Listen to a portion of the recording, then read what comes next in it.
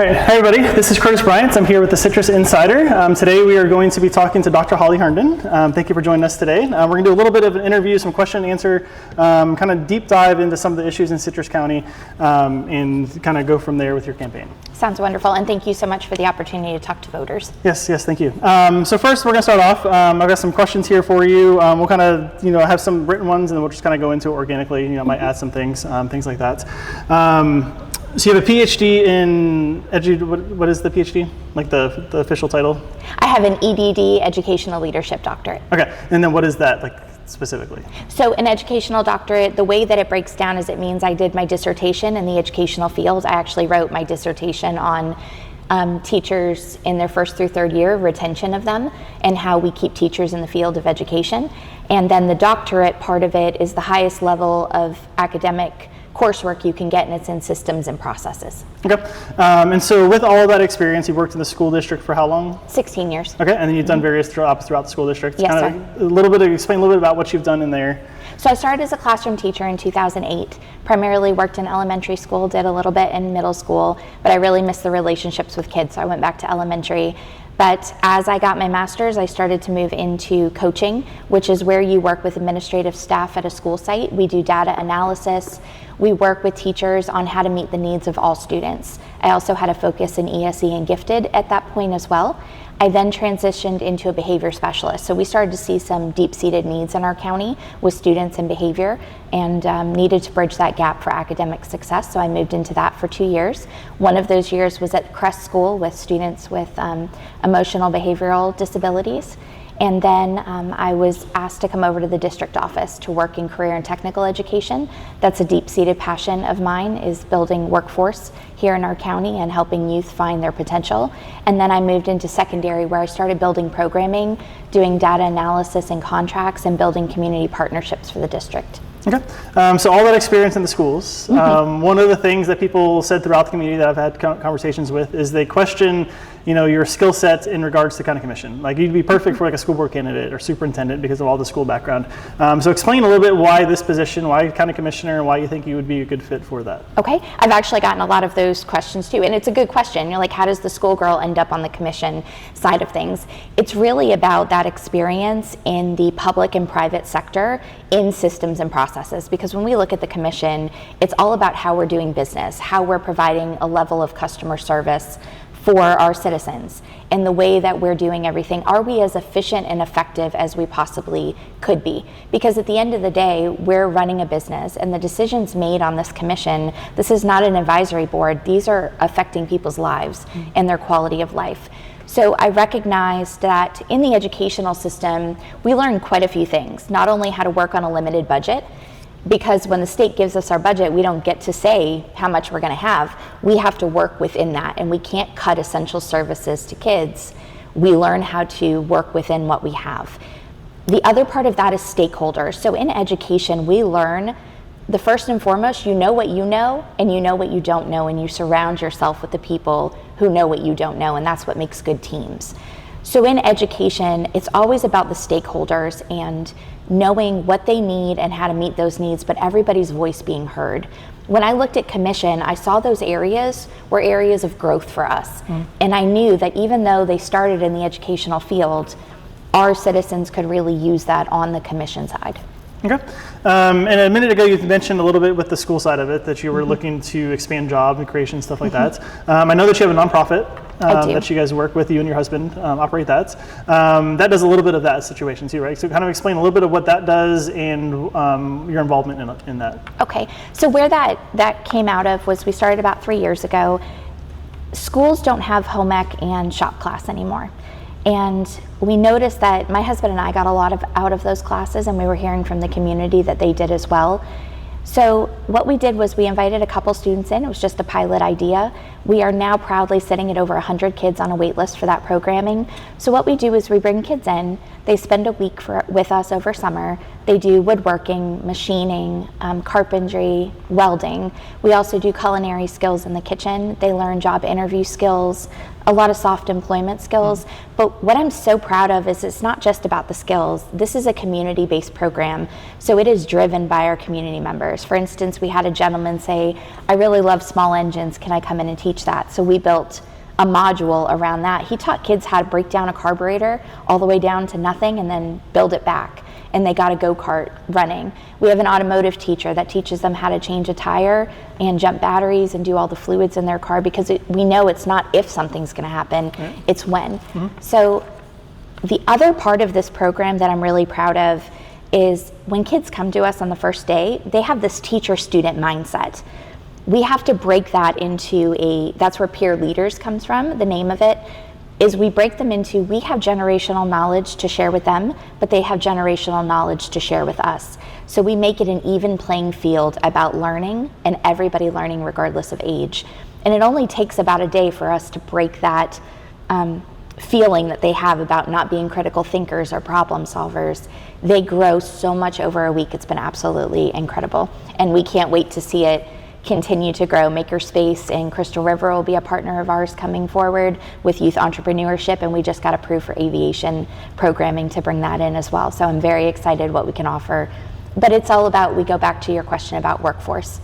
It's about helping kids see what potential is out there and learning pride and work ethic as well. Okay, so kind of on that workforce thing, we hear a lot around the community, we need more jobs, especially for people leaving high school, like college, young people moving into the workforce. A lot of them move out of Citrus County because those jobs aren't here for them. So what is it in particular that you plan to do if you get elected to kind of address that? Like, how do you plan to address the job growth in this county? Where do you want to prioritize that, and what are you looking for that? So our school system has already taken a step forward with the new superintendent on enroll, enlist, or employ, really focusing on helping kids have a track in the school system. So where I'll be picking up from that as commissioner is making sure that we're bringing in the partners. This is not a quick fix. This is something we have to get on.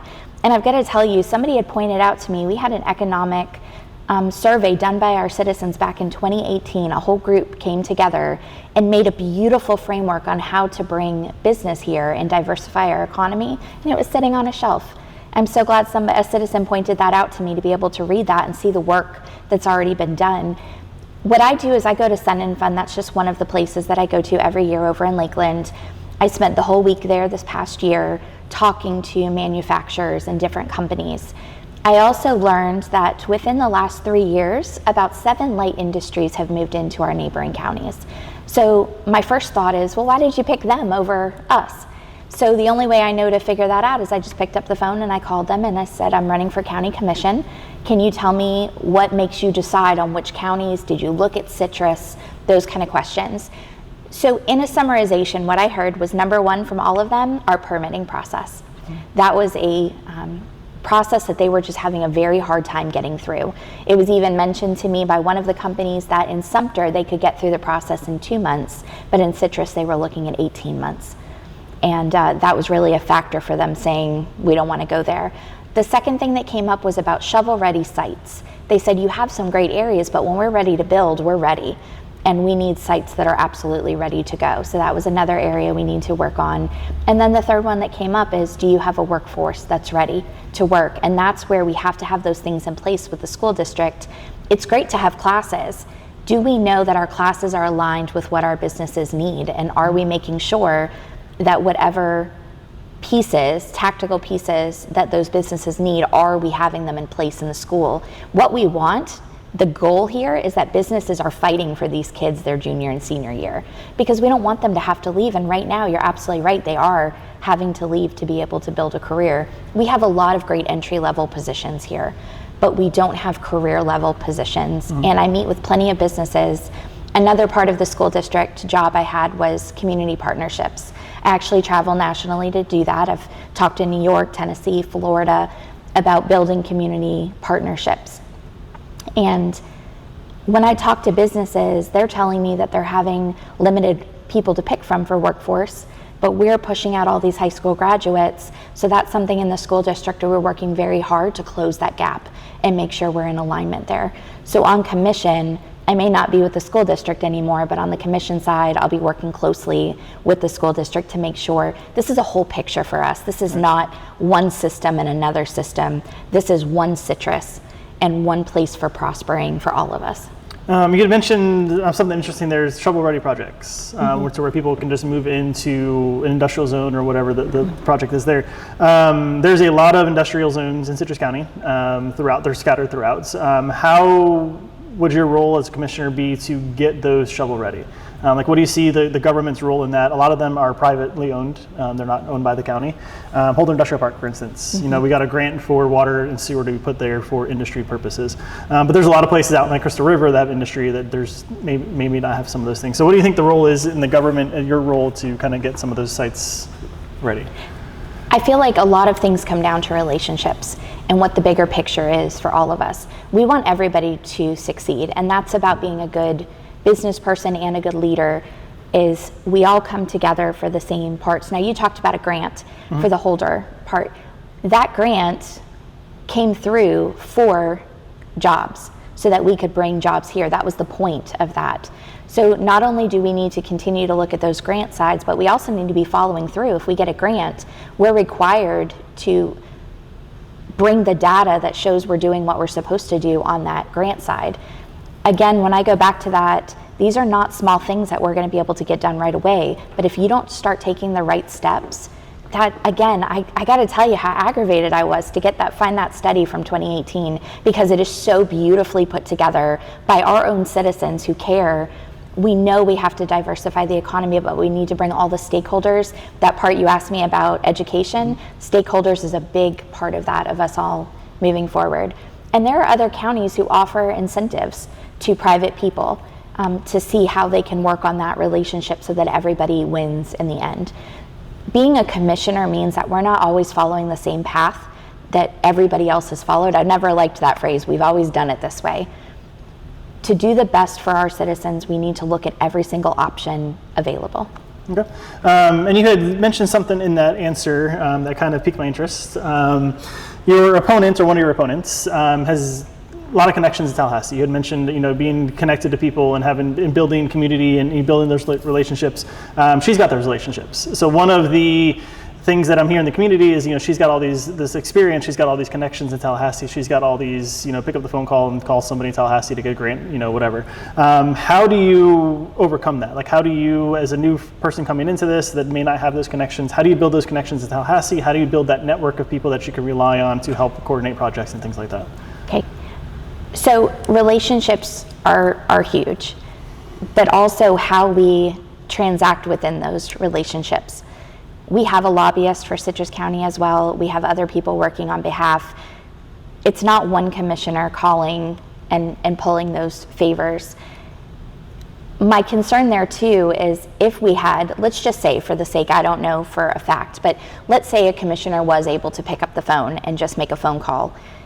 What is the return on that? It makes me wonder if one person is having to take care of another person for something else. Relationships are important, but also taking care of those relationships. So I'm very proud within my 16 years of education. When I started this campaign, I didn't worry about my reputation. What I told most people is go find anybody in the school system and ask them about me. And that's going to be the reputation I stand by, because I've held those relationships, because I've taken care of them. And people know that what I'm going to do is going to be for the greater good. Not everybody agrees with me all the time, but they can stand strong knowing that whatever decisions I make are on behalf of the good of everybody, and that I have weighed out every piece of that. But even my opponent built those relationships in the first place. And I will continue to build those relationships. I've been going to Tallahassee for the last 3 years. The first year I went by myself to go start talking on behalf of education, and then I went the last 2 times with the Chamber and Leadership Citrus and sat with those people. So I've already started my own relationships. I'm not waiting to become commissioner to do good on behalf of our citizens, but I will continue to build those. Okay. And then obviously you lack government experience compared to one of your opponents who's been in government for, I think, 8 years now. Do you feel that the lack of government experience is a hindrance to what you want to do if you coming in, or you think it's like an advantage that you can, just kind of come in without any experience involvement in government? Okay. So it's kind of a misconception that I don't have government experience. I've worked in the public sector for 16 years, also worked in the private sector. With my husband's business, I worked for American Cancer Society, taking care of citrus in Hernando County and that aspect as well, running a nonprofit. And my degree is in public and private sector. Like all of my coursework for 4 years was about Fortune 500 companies, the rise and fall, the systems, operations, and processes of those. Every little bit of the ins and outs on how to run an organization, whether that be a public or private sector organization. So my resume may not sit with commissioner on it, but I am no stranger to the system and how it runs. Okay, so next question. Many small businesses in this county feel that the Board of County Commissioners aren't a fan of them, that they make it a little bit more difficult for them to do business in the county, preferring larger out-of-town retailers, like the Target intersection. There's all those out-of-town retailers, national brands, things like that. What do you feel you will do to support and help the local small businesses thrive, the mom and pop shops, things like that? So in talking with small businesses, not just with the school district, but on this campaign, it circled back to permitting again. That was something that came up repeatedly throughout this campaign, is that small business owners, whether already existing or ones that are trying to start up, are really having a hard time in the process of permitting and not feeling, something that was mentioned to me is they don't feel like somebody wants them here, which kind of leads back to your question. And it really made me think about the whole mindset of what we're doing. The thing I've always known is small businesses are the backbone of our community. When you see sponsorships, you're rarely seeing big national brands sponsoring youth sports events or a race locally. It's always the mom and pop shops. Even our nonprofit that you alluded to, it's been local small businesses that have poured into that and local other organizations. We need to make it a priority to help them through the process. But the way that you know where they're struggling is by listening and being at the table with them. I know you're going to hear the word stakeholders a lot from me, but that is really what it's about, is we do this together. It should not be an us versus them. My husband has his plumbing company, and I can't tell you how many times he's run into issues, whether it be with permitting or getting jobs or things like that in the county. And one of the things that came up, it was very disheartening, is that we had a small business owner, they live here, love citrus so much, but they said that they couldn't get through the process with the county, so they opened their business in Sumter. We lost them. Like one of our citizens who wanted to pour back into us, we lost over a system. It just, we can't have those kind of things. Small business is everything, and we have to make sure that they know how important they are, and you can't sit there and say that. Actions speak louder than words all the time. So it's understanding what difficulties they're facing and making sure that we're meeting their needs. Also giving them opportunity. I've got to tell you, when I look at these developments and I see that even developers are bringing in national builders, and I hear that some citizens will say, oh, the developments are great because our people locally are getting jobs. But then when you go talk to the builders and the subcontractors, they're like, we're not getting the jobs. They're bringing in national people to do that. So helping our people thrive here, we know that growth is going to be coming, but everybody needs to be part of the process, and our small businesses, and I know we're just talking about maybe the construction side of things, but even our delis and our restaurants, those are all places that we need to be supporting, and that's absolutely a priority because I know those are our neighbors, those are the people who are pouring back in. Now, is there a way, and I don't know the answer to this question, I'm just going to ask it to you, and you may not know the answer either, but while we're on that, is there a way to protect local industries from the national brands? Like we're talking about builders, right? So, the roofers, the contractors, the plumbers, those types of things, you're looking at 46,491. Most of that is national or out-of-town contractors coming in and doing those types of things. Is there a way that the county can prioritize projects that include local builders versus them outsourcing to other? So I'm glad you asked that, because that was something that was on my mind as well. I can't tell you, I've worked really hard at being factual and not giving answers that I don't know 100%, but the questions I've asked, I've come up with responses from the people that I've talked to that we can't tell somebody who owns the project who they can hire or not hire. I did hear from a local business, though, in the construction industry, that they said that the bidding process was really hard for them, and that they were struggling to even become part of the bidding process. And they asked me, is that something that you can make easier, because they'd like at least a shot, to put themselves in there. But when we go back to those relationships we talked about, having good relationships, we know that that developer or whoever's doing the project wants to make money too. But it's really good for them, and it's good for us if we can figure out how to have our local economy gain from those projects as well. And I think that's where we go back to one group being successful together. And this is not a fallacy. Like, I know it's easy to sit here and be like, oh, she's dreaming that these things can happen, but they do happen, but it takes work. And when I go back to phrases like actions speak louder than words, you have to build those things up, and you have to set a bar on what we expect here in Citrus County and who we are as a community. And going through this campaign, that feels a little muddy right now about who we really are. We say one thing, but then our commissioners or our leaders in different aspects do something different. And it's kind of left citizens and businesses with we don't know who's on our side. And that was another reason for running, is because our citizens deserve a champion. I can't tell you how many times I've heard somebody say, I just wish a regular citizen would just step up and run. And I'm like, here I am, no ties to any family. I moved here when I was 7. It's just me, my husband, and my kids. We're not tied in with any developers or builders or anybody that we would need to repay in any way. Even this campaign has been built on citizens dollar by dollar, because this is about serving them and nobody else, because they are way past due for that. So I know I kind of went off your question a little bit, but I have seen these things work already, especially going and working in other states at conferences when I present, because when I'm doing a presentation on community partnerships, it is a wealth of people that come into that room who talk to me about what's going on, not just in Florida, but across the United States.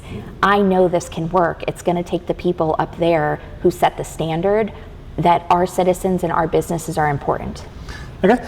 We had talked a little bit about, or you had mentioned local businesses, local community, things like that. I'm going to segue that into the Citrus County Chamber. Okay. So you were a chamber member. Yes, sir. This is where the tough questions come in. So you were a chamber member, you were active in the chamber. You are no longer a chamber member, is that correct? That is correct. Okay. Do you care to explain why you made that decision to pull back? Because the chamber as a whole, they do great things for the community. They're involved in, like you said, all the youth leagues. Those are full of chamber members, things like that. So what was the decision or why was the decision made for you to withdraw from the chamber? First and foremost, I think the chamber, I think, is sitting at like 1,300 members. It's one thing that I think that we need to take into account is not all 1,300 people feel the same way about something. So when I see heat come down on the chamber as a whole, and I see these little mom and pop shops that are feeling the heat because they joined the chamber because they're trying to grow, they're trying to network, they started a business and they're doing everything they can think of to be successful. So for me, I started in government affairs. With the chamber, I was going through the school system because I was in career and technical education. And a lot of what I do is trying to move processes and systems forward. So by going to government affairs, it allowed me the opportunity to go to Tallahassee, to understand the legal side of things that I was getting stopped up on, where I could only make progress so far and I needed to be able to get into that next area. And I will tell you, government affairs was phenomenal. It is a little subgroup of the chamber. The people in there, they are constantly talking about small businesses and what can we do for them and doing surveys to understand what they need. I really loved it. Well, when my position grew and I moved from career and technical into secondary, I lost the opportunity to go to government affairs. Because in the school district, we only go to things that are perfectly aligned with what our job responsibilities are. And an offer was made of, well, you're not in government affairs, but we still know that you're a big proponent of the county and moving it forward. Would you like to sit on the board? And I said, well, sure, if I can continue to make a difference. So I got onto the board, I believe it was about October, November-ish. I went to my first meeting. I didn't go to the December meeting. I attended in January, and then I put my name in for office. And something happened, and I don't know exactly what happened. And nothing was said to me directly, but when I talk to you about actions speak louder than words, when people start treating you, and it wasn't everybody, I want to make that very clear, but there were people in the board who were like making fun of me about having printed petition slips that I hand highlighted. We're in a grassroots campaign here. Like, we've got to sit at a kitchen table and like highlight our stuff. I can't pay for a printer, nor would I use people's money for that. So to have comments made about, oh, you're cheap, you're doing your petition cards on paper. And then I started to go to events, the events that I regularly go to, Family Resource Center dinner, the NAMI walk at Lecanto High School. I went to those events with the incumbent and Miss Worthington, who's running in District 2. So when we went to these events, we're all running as candidates, but Miss Worthington and Miss Bays were called out for all of their successes by people in the chamber, specifically. And everybody, we want you to look at everything that Miss Worthington's doing for the community and everything. And at first I didn't think much of it. I was like, yeah, no, that's nothing. And then it happened at the next event. And then it happened at a third event. And then a local gentleman leaned over to me and he said, wow, they really don't like you, do they? And I said, it's okay. But I started to feel like I was on the chamber to help move everything forward, and I couldn't really understand, because to me the chamber is for the whole community, and I didn't really understand why a member of the chamber was purposefully calling out enough that citizens were now talking to me about it. And then we had a Tuesday meeting. I don't know if you remember the BOCC meeting where things got a little loud, per se, and the chamber represents the whole county, our business community. And like when we talk about those family events like the Christmas parade or the Manatee Festival, Leadership Citrus, which I was a part of, that was a phenomenal program, Leadership Citrus. But when I watched a person of an organization talk in a way that didn't seem like the essence or the culture of that organization, it made me feel like maybe that wasn't the right spot for me. Everything for me is about morals. I don't believe in playing games or changing who I am to meet somebody else's narrative of me. And that's something that I can promise the citizens is I'm going to do what's right no matter who's leaning on my back.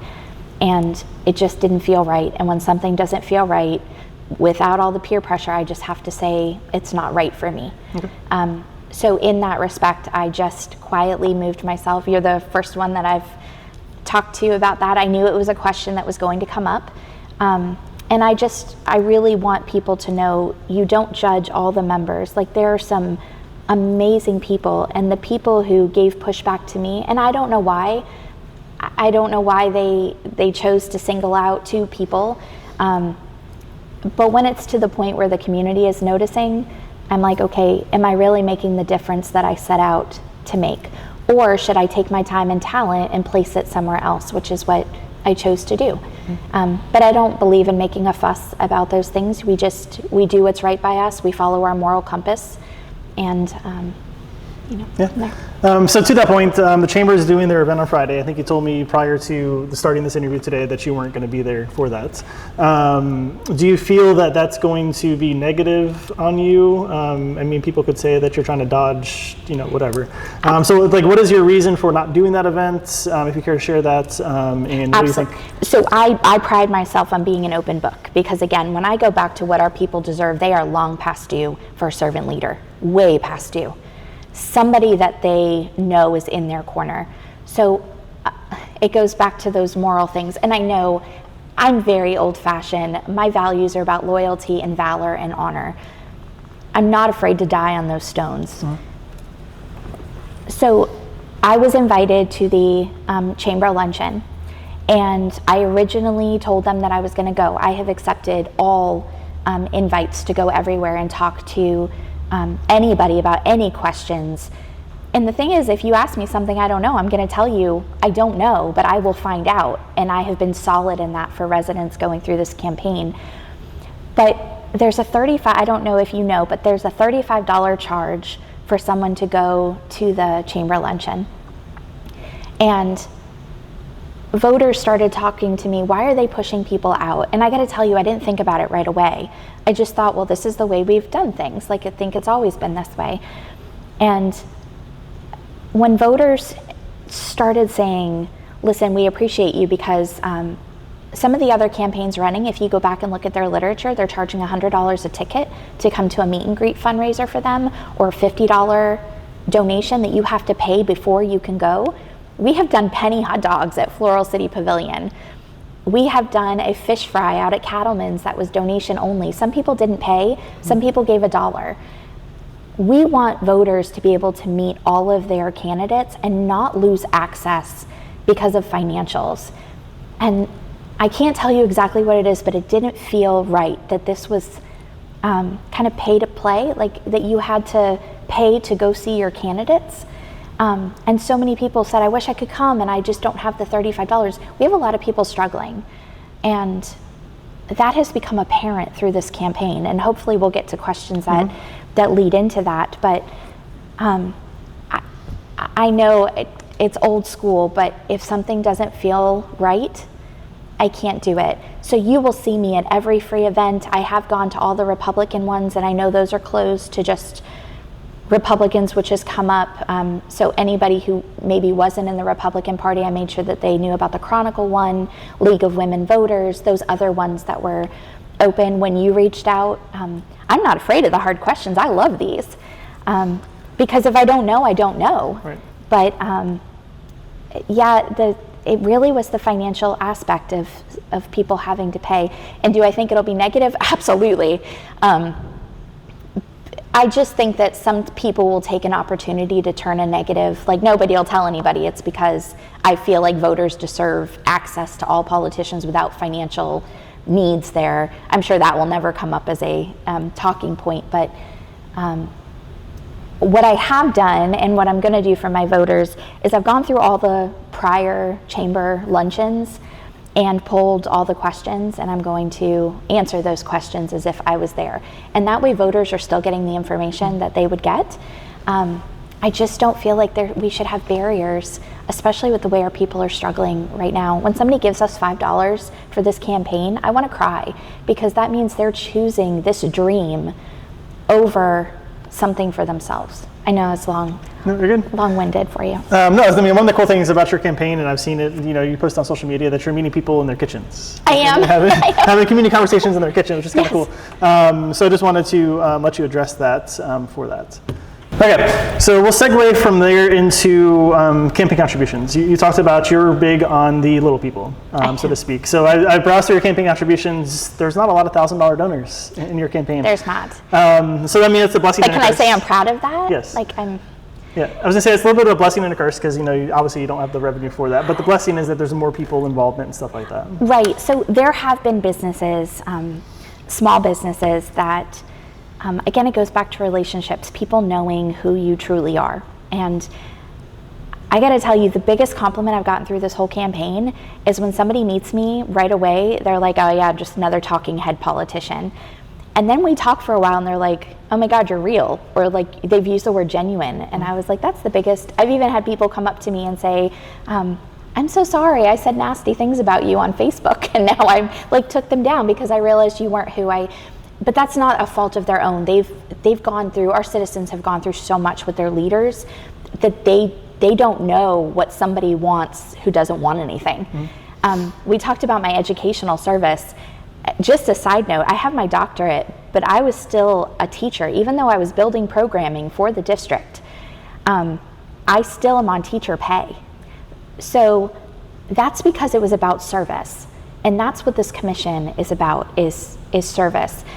So when somebody gives me $1, I am so excited about that dollar because they chose this. They're choosing hope. I've had people give me change out of their pocket and say, this is for the change in our county. And I am as excited about that as somebody who was able to give me a $1,000 check. But we did make a decision in the beginning of this that, I know I'm gonna sound like a broken record, but our citizens deserve a champion. They deserve the best. And I don't want to give them any reason to have any doubt. So to take care of that, I didn't accept any developer money. I didn't accept any builders or anything that could lead to somebody feeling like something was done for a reason. And we've had donations that we respectfully declined. And yes, I agree, I could have used that $1,000, but not at the sake of people not being able to trust me. And I didn't want to take a chance on that. So this is grassroots. This is as grassroots as it gets. We raise some money and then we buy a few more signs, and we raise some money and buy a few more signs. But I've been honest with people. I've been sending out Facebook messages every day. If all of our followers give $5.35, we'll have enough for our mailers. And I gotta tell you, I've been blown away because I'm yet to get the $5. I've gotten 7 and 20 and 100. Because people know exactly what they're buying into. And you know what, at the end of the day, I'd rather have thousands of people at $1 than one person at a $1,000 check. This campaign is the people's campaign. This win is gonna be the people's win because this is all driven by them. Okay. One thing I'll ask you, which should be pretty easy for you to answer because of where we're at in the campaign. But I'm asking this for all the candidates for that. If there's a project that comes to the board where one of your donors is involved, are you willing to, number one, make it known publicly prior to the meeting? So you make an announcement like, hey, this project was, they were a donor of mine or whatever. And number two, if it appears that there's an issue with bias or potential bias, would you be willing to step down from that vote? Without a doubt. Okay. And I'd be willing to put that written statement too. People have lost trust in our governmental leaders. It is going to take time to build that back, and transparency is a big part of that. So one, if I have it, I will tell you, for us, we've told everybody who gave us any money, before they've given us, we're like, we just want you to know this is because you want the community to move with a servant leader. It is not for any exchange of anything, because we've been very forthright about that. Sometimes there's biases that you may not even be aware of, and that's something that we need to be on top of. If a spouse owns something or somebody in your family, those are all points that it's better to make that transparent to the public so that they can have that trust in you. And if there's any question, stepping off from that vote. Because again, what I told you in the beginning is I have prided myself on not 100% of people agree with me, but they know that I will always do the best for the greater good, that I'm looking at the whole picture. And that is something that our citizens deserve in the commission too. And again, actions speak louder than words. Okay, so next topic I want to talk about is kind of another big topic in the county. A lot of people are talking about affordable housing or lack thereof in Citrus County. So what is your plan, if you're elected, to increase affordable housing options for Citrus County? Okay, first and foremost, going through all the research of our developments, I don't know if you've noticed it too, but when I look at how developers brand things, they're always hanging a shiny little carrot over here that says we're going to do affordable housing for people, while they're working on their development and villas over here. And that affordable housing has never come to fruition. This is something that is a very big issue for our families. We have people doing all the right things. We have our Alice families who are going to work and doing everything that they know, and they're always one emergency away from losing it all. And it segues into the homelessness as well. But there are other counties who are doing rapid residential, bringing people into homes. There are programs out there that we can be working towards. Other counties have already successfully been working on those. And working on what we have and how to revitalize it to help people get into these houses. There are factors that we can't control with interest rates and things like that. But this has to be a priority. I can't tell you that I have the magic bullet of how we're going to do it, but what I've been actively doing is researching how other counties are working through that, because we're not in this alone. and figuring out how this is one of those top issues that we can't slide to the side. I worked with a teacher personally who she came to school every day, you would never know, perfectly put together, worked her heart out for elementary kids, and we found out months in she was living in her car every night. She would go to the gym to shower and get ready, working a 40-hour-a-week job with a degree and couldn't get any affordable housing. Those are the people who we have to work on behalf of. So I know there's grants out there. I know there's different ways to work these avenues. I don't know exactly how we're going to make it happen yet. I wish I had a drawn out plan for you, but it is absolutely at the top of my priority list that we get it taken care of. This is not undoable. It's just something that we have to make a priority. And like I said, other counties are already actively working on it who are ahead of us. So we need to look at that rapid rehousing and looking at what those things we can do. And when I talk about the rapid rehousing, that's kind of segueing into homelessness. I don't know if that's on your list of questions, but I've been working over at Floral City Methodist Church, feeding the homeless and going to Daystar on Fridays when people come in for the showers. And I've sat with our citizens and said, listen, I'm running for county commission. What can we do to help? Nobody's asking for a mansion. Nobody's asking for anything. They just want to be successful. And there's a myth. Yes, there's some people who are struggling with drugs and alcoholism and different things, but the majority of the people I'm meeting are not. These are people who were doing everything right, who couldn't find a place to live. I'm meeting seniors who, I met one, his name was Roy. I really enjoyed being with him. He is on a fixed income, Social Security. He's renting a room, but he's not allowed to use the kitchen in the house. He's only allowed access to his room. So he goes to the homeless meals to have a hot meal. I met another gentleman, Troy, who he made a mistake when he was younger, went to jail for a couple years, and he said he has not been able to get back on his feet. And I said, have you met with Career Source? We started going through all the organizations that I knew. And he said, there's paperwork issues. Like, I don't have the paper I need to get the next paper I need. And I said, well, is anybody helping you with that? And he said, they just said that there's nothing they could do. That to me is not unacceptable. This is my neighbor. It doesn't matter if he's living in the woods right now. He deserves help, and we can do this. Like, we can figure out how to help people. It's a hand up, and that's what our community has been built on since I was here at 7, is always a hand up. So with those, figuring out what people's barriers are and then working through those barriers. In the school district, another thing I'm bringing with me is nothing is unfigureoutable. We don't have the option to say we can't. In commission, we don't have the option to say we can't. These are people's lives, and we need to help people get where. These are not people who are trying to mooch off the system. These are people who want to work hard, who are in a spot. And all of the organizations working together is another big piece of this. Instead of us working in silos, the nonprofits and the different groups, we need to all be working on it. And I do know that that's something that is being moved forward. Yeah, I was going to mention homelessness. That was going to get into that. Is there anything in particular that you plan to do once you're elected to have to help move homelessness to kind of like the forefront and kind of resolve some of those issues that we're seeing in Citrus County? I'll be working with the Homeless Coalition. They have the strongest pulse right now on our homeless population. And then I've got to tell you, I gained so much insight by being at Daystar and being at the Methodist Church. We have to be there. You don't sit at a desk to understand what your citizens are going through. You have to talk with them. You have to sit next to them at breakfast and say, okay, what are the things that are keeping you from getting where you want to go? And that's our job as leaders, is to figure out how we work that out.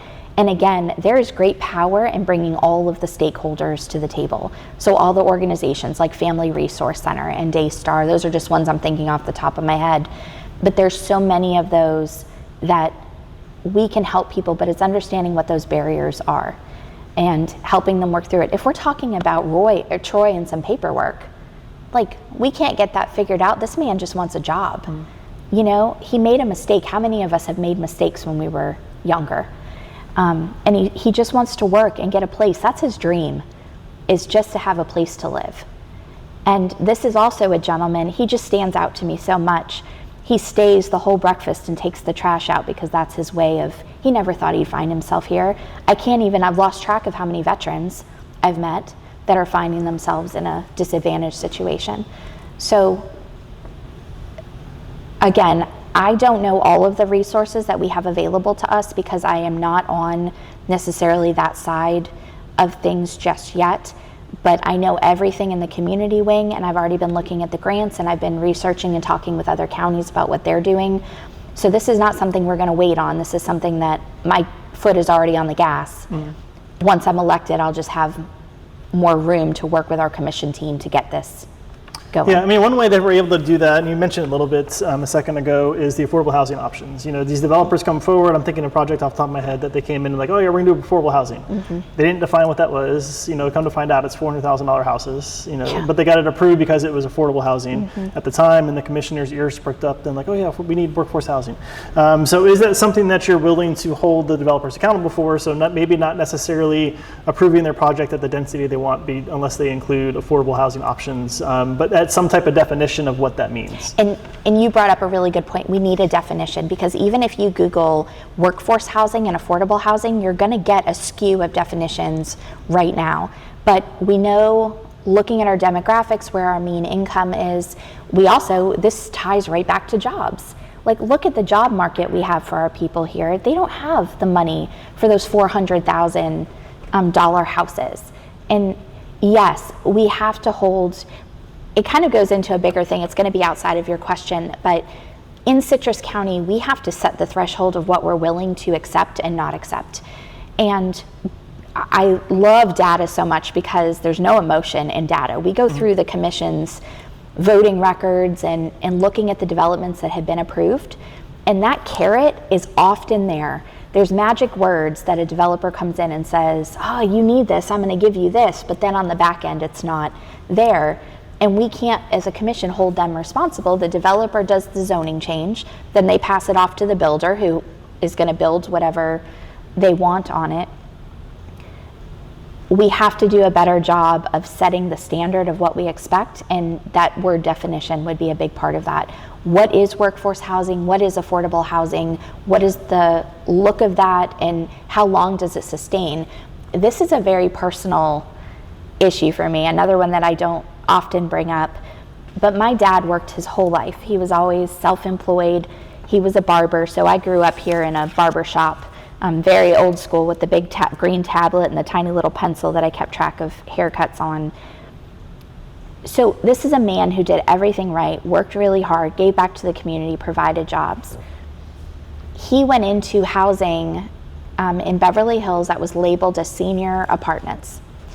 And for the first 5 years, that rate was locked in. He had no issues. He got his Social Security check and was able to pay. It was still tight, but he was able to pay his bills. Well, after that 5 years, whatever program the apartments were in with the government disappeared, and the rent skyrocketed. And my dad wasn't able to stay here. So he had to move to another county that he could find an affordable place to live. But that's not just happening to my family. He's away from his grandkids. He's away from me. This is a man who did everything right, who should have been able to have some options, and there were none. This is happening to so many families, and it's something that we have to get a hold of. I appreciate people who want to come to Citrus and love it as much as we love it, but when do we make our citizens the priority? And that's what I feel like our commission is not at the full length of doing right now, is putting our people first above everything else. Okay, so kind of into that same mold with growth and development and things like that, the data center, or not data center, rezoning, whatever the Holder Industrial Park was, it wasn't necessarily a data center per se. That sparked a lot of conversation in the county regarding data centers. Short answer on this one, would you be opposed to putting a moratorium, like a blanket, you can't build a data center in Citrus County? I know other counties have done that. There's going to be legal challenges with that. So is that something you're willing to consider? And if so, would you be willing to fight those legal challenges to keep those from coming to Citrus County?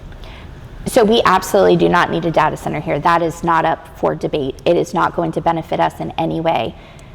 What I do want to make sure we're doing is protecting taxpayer money. We've been in a lot of lawsuits. And part of being a commissioner, this is why when we talk about a regular citizen, yes, we need a citizen with heart stepping up, but we also need somebody who knows the ropes of like how to work through things. Because there's legal, you mentioned them, there's legal issues with things. So would it be great to just put a ban and saying we're not going to have this? That would be the number one thing if we could do it legally. But spending taxpayer money to fight a battle that we already know we may or may not win on the front end, and I'm not just talking about data centers, I'm talking about all issues. We need to have backup plans too. You notice we don't have any, I hate to say this like in our interview, but adults entertainment clubs.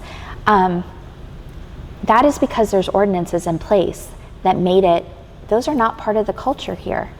So we put protective pieces in place to make sure that we maintain the culture of who we are and the benefit of our citizens. So on an emotional level, yes, I'd like to say we put a ban and we say we are not going to have this here. But if we know, and we are in a good spot because we're getting to watch other counties ahead of us already do that, we also have to be working on that backup plan of putting ordinances in place in case we can't do the ban. So the first thought is, yes, we want a ban on it. If we're gonna end up in a lot of legal things where we're spending, we can't spend any more taxpayers' money fighting things that we know we're not gonna win on. So if we can't do a ban, why don't we have those ordinances in place and not based on one person? When I go back, I know I'm bringing you back a lot, but in the educational field, we put all of the people at the table for a reason, because you're bringing a wealth of knowledge together. I know what I know and I know what I don't know, and I surround myself with the people who can fill in the blanks on how do we make sure a data center is not in Citrus County without spending the taxpayers' money, and by building plans for that. And we've already been successful when we talk about the adult entertainment type industries. And I know that there's other pieces that even the city of Inverness is currently looking at, putting pieces in place for that. So being a commissioner, again, I go back to, it's not always about making everybody 100% happy. It's making sure that we are doing the best for all of our citizens. So if you sat them all at a table and you're like, does anybody want a data center? Everybody I've talked to has been a no. So then we talk about what are our actual ways that we can accomplish that. Okay. And we'll kind of segue from there into something else. You had mentioned wanting to save taxpayer dollars in regards to lawsuits and things like that. I hear candidates all the time get up there like, oh, we need to reduce spending. We heard it last night at the Chronicle Forum. Everyone said we need to reduce spending. The pet peeve I have with that is no one gives you anything of substance. Like, okay, cool, we need to reduce spending. What are we going to reduce? So my question to you is, you had mentioned before that we need to cut spending in various things. Is there anything that you've identified as a specific thing that you want to cut day one? If you had a magic wand, you can get in there, hey, I'm going to cut this. What would that be? And how would you propose that? Okay, so first and foremost, when you look at our budget, you're going to see that a lot of our spending is coming into the staff realm of things, employees. Being a good organization, and this is why you need a good county administrator, it's about making sure you have the right people in the right places. And it goes back into effectively and efficiency of systems. So we need to, with the administrator, we need to be going back through every department and first of all looking at staffing. So when we got the report about the wasteful spending, me being a data girl, it was a little hard for me because I couldn't work out the exact formula that was used for that. But what I was able to do is really focus on that employee increase that we were looking at. It wasn't necessarily all new jobs that came on, but there was a lot of reclassification of jobs. And some of them didn't quite make sense to me. Now again, I'm not sitting inside the system, and I always give grace to that, but from a business side of things, they weren't always, when you have a field engineer becoming the director of something or moving into a supervisor position, that's a very large jump. And we're talking from like a 235 pay grade up to a 310. Those are big expenses there. The other thing about business is it's the small things first. sometimes we go into it and we're like, we need to slash a really big thing to like save millions of dollars right off the bat. But what I have found successfully in the educational system as well as the private sector is when you start with the small things and going line by line, and I know it's tedious and nobody actually wants to do it, but when you start to look at how you're spending and what you're spending on, something that's buried in there is contracts. When you have outstanding contracts with people that you may not be utilizing anymore, I know it sounds so silly, but even with software programs that are sitting there that aren't being used, we start trimming those things off. We're going to have to get to the capital improvement plan. We're going to have to look at those big ticket items. And again, there's not one there that is like, we're just going to cut this and be right back where we need to be. We have to change the way that we do business. And looking at the property tax amendment coming down, we have to go through this budget. This is not we hope to save some money. This is we have to run on the fact of, if that thing passes, how are we going to continue to provide essential services? How are we going to continue to do business? So to answer your question, I know that most people want to just go with the big shiny thing at the top, but me going into commission, this is not a new career path for me. This is the ability to get in and serve our people and take all of the talent that I have, get the train back on the tracks, make this the best running county that we're a model in the state of Florida, and then allow the next generation of leaders to take it over. And the way that I know to do that is you start with the small things and then you work up into the big things and you change the way that you're doing business. I don't know if that answered your question. Yeah, good job. Okay, so follow-up question to that.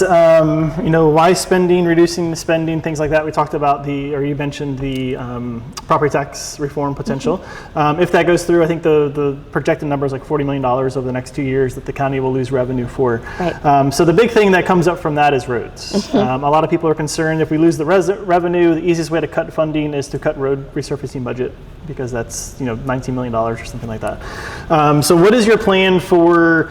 Let's assume for a minute that the property tax thing goes through, mm-hmm. That we're at a reduced spending level. We've got to get our spending down to $111 million, I think something in that range. What is your plan to continue the road resurfacing? Because we're $750 million behind. Mm-hmm. The longer it goes on, the more we get behind. It's going to get. So what is your plan for that to, in the reduced budget, to keep priority on roads? Okay, so I've actually talked to citizens a lot about this because I wanted to get I knew how I felt as a citizen, but I wanted to get the general public's view on this. And first of all, they don't want roads put off anymore. They feel already kind of like a slap in the face on roads. Even people in Floral City talked about Orange Ave and how long it took. They complained and complained and complained on deaf ears about that road. And then the patchwork got done and they said they were insulted because the way it was done, they're like, might as well not have been done. But I've met a lady, and I'm just going to divert just for a moment because I think this is important. There's a lady I met that her husband has a heart condition, and she said her biggest concern in Citrus County is that EMS won't get down her road, that they'll get stuck. And then I've taken drives through areas where the roads are just deteriorating. And residents ask me, okay, we saw the pavement management system, we understand you brought a consultant in and did all of this work, but you're working on roads that are just now deteriorating because you're saying it's less money than taking care of the roads that have already fallen apart.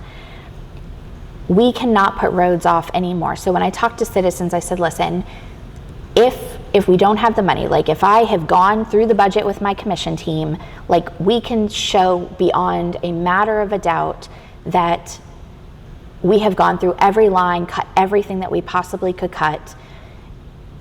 Would you be open to other sources of revenue coming in? And I will say, I didn't think I was going to get as good of a response as I did, but citizens shared overwhelmingly that they'd be willing to put in an MSBU. The biggest thing, or even some people brought up the sales tax, but the biggest concern there is they want to know exactly how long it's going to be there for. They don't want to be tied into anything. And again, it goes back to trust. How do you expect anybody to trust you when they don't know where their money's going now? and they want to know exactly what it's going to be used for. So people who brought up the MSBU, they know it's going to be in their area, and they would feel confident about putting money. They're not happy, that's a fact. They feel like the county should have taken care of the roads in the first place, and that goes back to concurrency, and we go all the way back into other issues. But it's not worth us arguing about how we got here. We have to know how we got here so we don't make the same mistakes again, and we do better by our citizens. But I tell people, me coming in as your commissioner, I got a mess to clean up this way, and I've got to move us forward this way. I've got two things to do at the same time. And we have to be honest about this. 39 million is not sitting somewhere. This money is not pocketed somewhere. I've gone through the budgets, and we have to look at other sources, but we have to bring our people to a place where they can trust us with their money. They want to know where their gas tax is going. They want to know where the 2/10 extra millage that was supposed to be for roads is going. You can't expect people to give you any more money if they don't know. So we have to do our job first as commissioners to break down this budget and be good stewards of the money. And I mean all the way down transparency. Do you know there's other counties who actually have a running checkbook, that they have a software program that citizens can see every bit of money going out of their county to track things? There's no reason we can't move to a structure like that. And in all honesty, I think it would help our government employees too, because people spend money on things that they may not realize they're duplicating. But going back to your road question, roads have to be a priority. That's about going through and providing essential services. How do I get an EMS to your house if you're having an emergency when we don't have a road to get them down? Fire trucks getting stuck in places. These are real things that are already happening. But we also have to understand, we have to work with the budget we have, just like I did in the school system. But we also have to look at, if we get to a point, we have to be honest with the citizens of, this is where we are, and these are options we have, and letting them have a voice in that. I feel like our citizens have lost their voice. And when I watch them, when I sit in that BOCC room and I watch them take their 3 minutes, and maybe it's the behavior specialist in me, but people's behavior speaks volumes. We're creatures of habit. That's why I love voting records so much, is because you'll see that people vote the same way without even realizing it. But when I watch the way people are responded to with their 3-minute comments, it doesn't always feel like it's valued. And when I sit, you talked about kitchen tables, when I'm sitting at a kitchen table with somebody, I am soaking in everything that they're saying, because this is their life. And it'll be my job to give them the best quality of life possible. So the roads is going to be a huge undertaking, but it has to be a priority as well. Go ahead. So you mentioned a second ago about people being involved, people being active in county commission meetings, going there for the 3 minutes. One of the things we keep hearing continuously is the squeaky wheel, right? So people want later meetings. Yes, I've heard that too. So I did a poll, unofficial poll on Scientific. It's not, it's a poll. 330 people responded to it, and I asked the question of, would you support a evening meeting at 6 p.m. once every 2 months? So 6 meetings a year would be at 6 p.m. So would that be something that you support? So overwhelmingly, 85% of people said yes, that they would enjoy that. The pushback prior is when they tried it once or twice before, people don't show up. But would that be something that you're willing to consider, to do every other meeting, once a month, whatever that looks like, in evening meetings? Without a doubt. This is all of us. This is not going to be a commission against the people, not while I'm sitting there. One us, one Citrus. The decisions being made, and I know I go back to the same things, but it's because of the importance of it. The decisions being made are directly affecting people's lives. They're affecting my life, they're affecting my neighbors' lives, and we need to hear from people. I gotta tell you, I have met more people in 4 months on this campaign than I have met in 35 years. It is extraordinary, the wealth of knowledge we have in this community. And I'll say to them, how are we gonna fix the roads? And how do we do affordable housing? And I'm always seeking information. And people give me answers that are extraordinary. I can't tell you how many binders I have full of information on I'm already acting as commissioner. We got plans ready and to be able to bring to the team when I get there. And when I ask citizens, it's kind of disheartening, but I'll say, why do you not share this? And the answer I get most commonly is no one listens or nobody wants to hear me. We have to change that, because we have retired people who have done these jobs in their prior states or prior areas who have ideas that we haven't thought of. And that goes again about, let's not live in the we've always done it this way. Let's live in the this is figure outable, and we just need to open ourselves up to figuring it out. Because everybody wants, that's the thing about living in Citrus and why I've stayed so long and why I raised my kids here, is because we live in a county that wants to pour into itself. Our leaders need to be on that team with our citizens to do that. So I am all for a meeting. What I will tell you we have to do as commissioners is tighten that meeting up, because it lasts so long. When I go to the 1 o'clock meeting, it can go for quite a while. So you're thinking about starting at a 6 o'clock meeting, that could be really late for somebody. So on the other side of that is, as commissioners, we need to tighten up that process and figure out what we need to do ahead of time with staff to make sure that we have all of our questions answered, or that we have enough information to then take public input to do the rest of the information we need to be able to get things moving. But there's so many people that want to be involved in the process and have not felt welcome. I don't feel like the welcome mat has been laid out for our citizens. So when you made the comment, many have not come, well, have we invited them? Have we made it where they're valued? Because who wants to go to something that they're not valued at? Right. And this can kind of, I can see your points. The meetings, some meetings start at 1 and then they don't even get to the final votes until 8, 9 o'clock at night because of whatever issues or whatever it is throughout the meeting. So even something to where, I'm just brainstorming here with you, we do one meeting every 2 months. It starts at 6 p.m. It allows just public comment.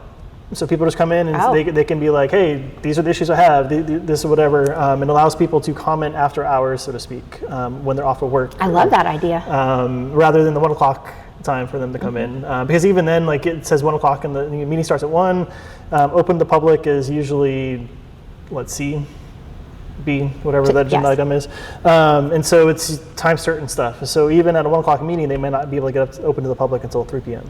So it's sitting there for 2 hours without being able to address that. So maybe even like a meeting like that, so where we just have open to the public. You guys come in and tell us what you want to tell us for 3 minutes, your time, and then we just sit and listen to you from 6 o'clock till whenever. I love that. About those issues. And it may not have to be a full meeting, it just gives people opportunity there for.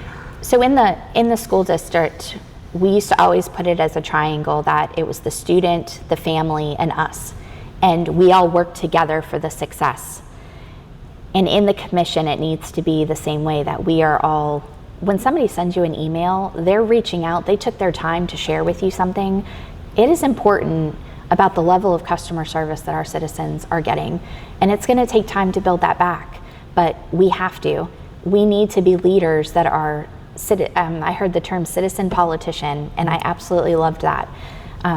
Because it needs to be the person you stop in the grocery store and say, hey, I'm having a problem with my road, what options do we have there? That you can have a discussion, or you're like, hey, can we set up a meeting and go from there? So we have work to do.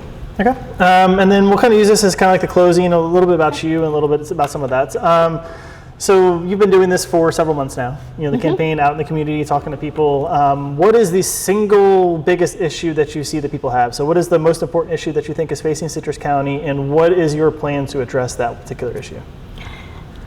Okay, so it really didn't, I am very glad I didn't go into this campaign about me, because it's really about servant leadership. So I've taken the months of the campaign to build, I got a little flack in the beginning. They're like, you didn't come out with a platform. And I'm like, because it's not my platform, it needs to be the people's.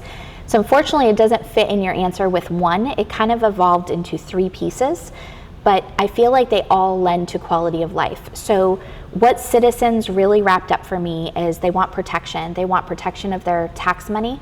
They want to know that how it's being used and that it's being used to the fullest of its capability. When we talk about that, we're looking at return on investment. People want to know that, hey, listen, I worked really hard for this money.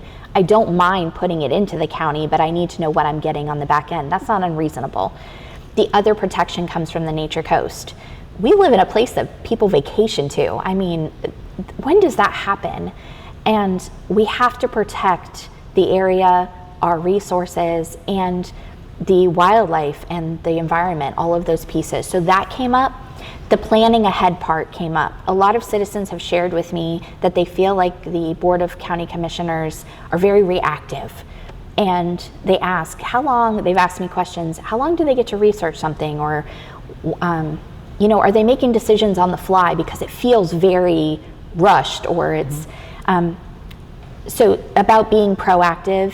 Now in the school district, we have to constantly start with the end in mind. You don't get to roll it. You're thinking 3 to 5 years out all the time. And that's another piece I'll be bringing to the commission is it doesn't matter if I'm there just the 4 years or the 8 years. My planning is going to be for the longevity and benefit of Citrus County. I will give them everything.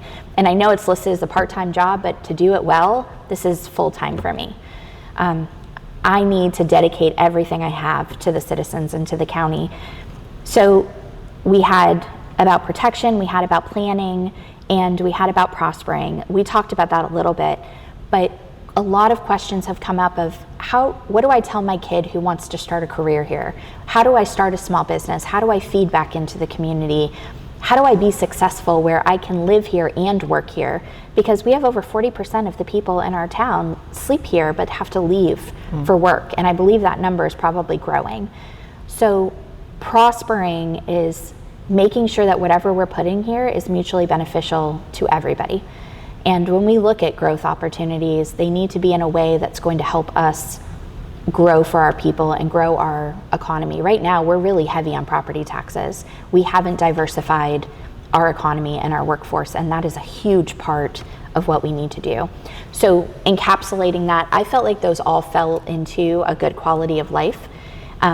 But citizens really broke those down for me. Did that answer your question? Yeah. So in closing, we'll kind of use this as the last thing for you. I'll give you a couple minutes to address whatever you want to address. If you want to talk to the people about whatever, like a closing statement, so to speak. So if you want to talk to the camera, you can do that. If you want to talk to me, that's fine. So kind of give me one closing statement or comment or anything that you want to close with. Okay. Putting you on the spot. Yeah, well, it's just I think it was when you said the one sentence. I think you've learned through this that I'm a little long-winded. It's only because I'm passionate. I got to tell you, when I sit with these people, like all I want to do. Okay, so I guess this is really personal, but I mean this is what it is about running for office: is you put yourself completely out there. This campaign started. My husband and I were meeting with a gentleman about our nonprofit, and. Okay, kind of like giving it to you, CJ. And he said, "Holly, good people like you don't run." And I said, "Why do they not run?" And he said, "Because they're going to tear your life apart. They're going to take all the good you and your husband have ever done, and they can erase it in one election cycle." Sorry. And I said, "Well, yeah, you're right. It doesn't sound like anybody would want to do that." And then I couldn't stop thinking about it. I couldn't stop thinking about us recycling the same politicians over and over again. Like even the incumbent has been with us for 8 years. She's been with us 2 terms. And what you're doing, you're looking, like in her first 4 years, what did she accomplish? What did she do? What was her pattern of behavior? I mean, and then we look at these last 4 years. What has she done? What is the pattern of behavior? What is the voting record? And I couldn't let it go, and I called him back and I said, "Thanks a lot, because now I can't stop thinking about this." And would you not know, another parent reached out to me. I taught their kid at Floral City Elementary. I used to run student government over there. And we're talking about 5th grade elections, like free ice cream for lunch type of things. And I used to tell the kids, if you have the ability to make something better, it's your duty as a citizen to do that. And she said, "Holly, have you ever thought running for office, because we could really use you right now?" And I'm like, okay, if that was not a sign, I don't know what is. And this started as knowing that I had the skill set to move us forward. But through this campaign, now I feel protective. Like I've got to help our people, and I've got to save things, because we cannot keep going in the direction that we're going. So this campaign started as being a good citizen and stepping up, and now all I feel is protection over our people. Well, thank you so much for coming today and sharing all the personal stuff Yes. and all of that. So You guys can check this out. Thank you again for coming and doing this. We're getting closer now, so primary election is August 18th. So August 18th, so make sure you guys get out and vote for that. And she's available for any questions. I'm sure reach out to her if you have any questions after this. So thank you guys for watching. Can I give my website? Is that okay? It is www.herndon4citrus. I love talking to people and getting your perspective, so please feel free to call, email, or reach out in any way. Okay, well, thank you so much for coming. Thank you. I appreciate the opportunity. Yes, thank you.